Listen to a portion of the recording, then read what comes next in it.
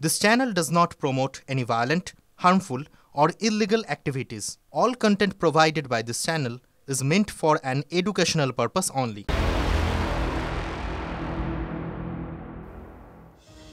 আর শুরুতেই বাংলাদেশের দিকে নজর রাখতে হচ্ছে, কারণ বাংলাদেশের রাজধানীতে ফের আক্রান্ত ইসকন, ফের টার্গেট হিন্দু সন্ন্যাসী। নয়াদিল্লির প্রতিনিধির সামনে সৌভ্রাতৃত্বের বার্তা বাস্তবে বাংলাদেশের সংখ্যালঘু উৎপীড়ন চলছে অবাধে। আর কতদিন চোখ বুজে থাকবে রাষ্ট্রপুঞ্জের মানবাধিকার বিভাগ? প্রশ্ন তুলেছেন কলকাতা ইসকনের সহ সভাপতি রাধারমন দাস। ইসকনকে যদি বাংলার জমিনে আগামী 2-1 দিনের মধ্যে নিষিদ্ধ না করা হয়, ইসকন আমাদের একটাকে ফেলছে, আমরা টার্গেট করে এদের একটাকে ফেলবো। প্রথমে হুমকি, তারপরই আক্রমণ। বাংলাদেশে ফের আক্রান্ত ইসকন, কট্টরপন্থীদের হাতে ফের আক্রান্ত ইসকনের সন্ন্যাসী। এতগুলা ছেলে পেলে আমাকে মারলো, মাথা ফাটাইলো, হাত পা ভেঙে দিল। অনেকেই বলছেন এ তো শুধুমাত্র ট্রেলার। বাংলাদেশের 64টি জেলা জুড়ে এভাবেই নিত্যদিন নির্যাতিত হচ্ছেন সংখ্যালঘু হিন্দুরা। সোশ্যাল মিডিয়ার মাধ্যমে যেটুকু ছবি প্রকাশ্যে আসছে তা হিমশৈলের চূড়া মাত্র। চিন্ময় কৃষ্ণ দাসকে অন্যায়ভাবে জেলবন্দি করে রাখা হয়েছে, কিন্তু সেটাই যে শেষ উদাহরণ নয় তা স্পষ্ট। হাসিনা সরকার এখন নাই, স্পষ্ট ভাষায় ইসকনকে যদি নিষিদ্ধ করা না হয়, হেলাল সরকার অবজ্ঞা করার সুযোগ নেই, রাজনৈতিক খেলা খেলার সময় নাই। আমার কাছে পুলিশ কমপ্লেন করতে দিচ্ছে না, তা আমি কি করবো, কোথায় যাব? কিছু হলে বলে ভারত চলে যায়। কেন ভারত কি আমাদের দেশ নাকি? আমাদের দেশ বাংলাদেশ, আমরা বাংলাদেশের সুখে শান্তিতে সবাই মিলেমিশে থাকতে চাই। কলকাতা ইসকনের সহ সভাপতি ও মুখপাত্র রাধারমন দাস এক্স হ্যান্ডেলে এই সংক্রান্ত পোস্টে উল্লেখ করেছেন, বাংলাদেশের নামহট্টয় ইসকনের আরও একটি আশ্রম জ্বালিয়ে দেওয়া হয়েছে। লক্ষ্মীনারায়ণের বিগ্রহ সহ অন্যান্য সামগ্রী সম্পূর্ণ ভস্মীভূত।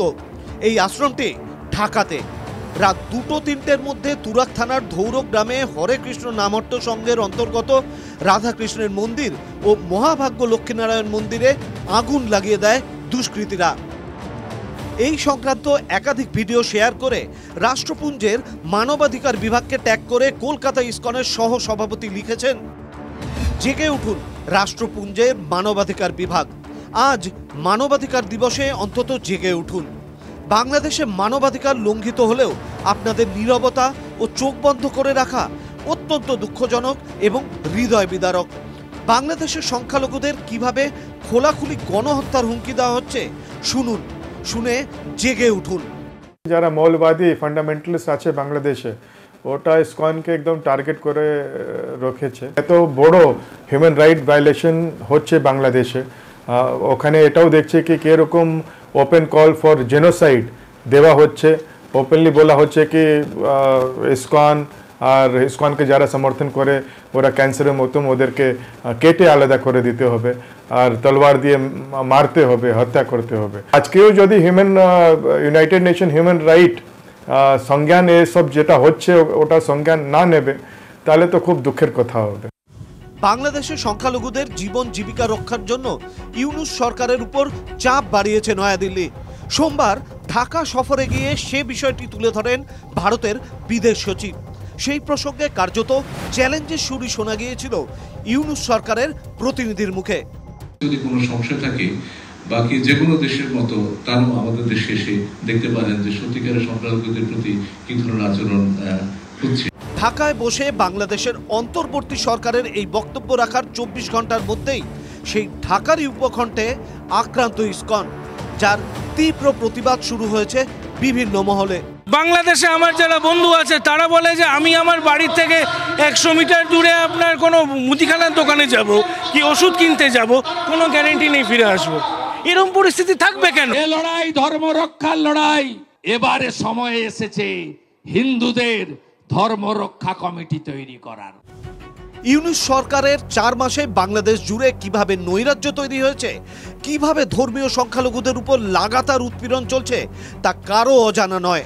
কিন্তু তা কমানোর বদলে যেভাবে কট্টরপন্থাকে পরোক্ষে মদত দেওয়া হচ্ছে তা অত্যন্ত উদ্বেগজনক বলেই মনে করছে ওয়াকিবহাল মহল। TV9 বাংলা। সংখ্যালঘুদের ওপর যে হামলা হচ্ছে তার কথা অবশেষে মানল ইউনূস সরকার।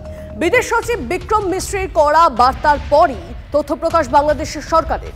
ইউনূসের প্রেস সচিবের দেওয়া তথ্যে বড় চমক। মঙ্গলবার প্রেস সচিব জানান 5ই আগস্ট থেকে 22 অক্টোবর পর্যন্ত সংখ্যালঘুদের ওপর হামলা। সরকারি হিসেবে হিংসার 88টি মামলা রুজু হয়েছে।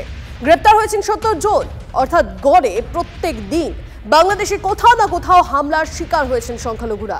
এই তথ্যই প্রমাণ করে বাংলাদেশে কি অবস্থায় রয়েছেন সংখ্যালঘুরা। আমরা যারা বাংলাদেশে এই ধরনের ন্যাক্কারজনক কাজে যারা এই ভায়োলেন্সে যারা জড়িত আমরা সবাইকে অ্যারেস্ট করব। হ্যাঁ, অক্টোবরের 22 তারিখ পর্যন্ত মোট 88টা কেস, 70 জন অ্যারেস্টেড। অ্যারেস্টের সংখ্যা আরও বাড়বে এবং কেসের সংখ্যাও 2-1টা বাড়তে পারে। আপনারা জানেন যে সুনামগঞ্জে একটা ঘটনা ঘটেছে এবং কিছু জায়গায়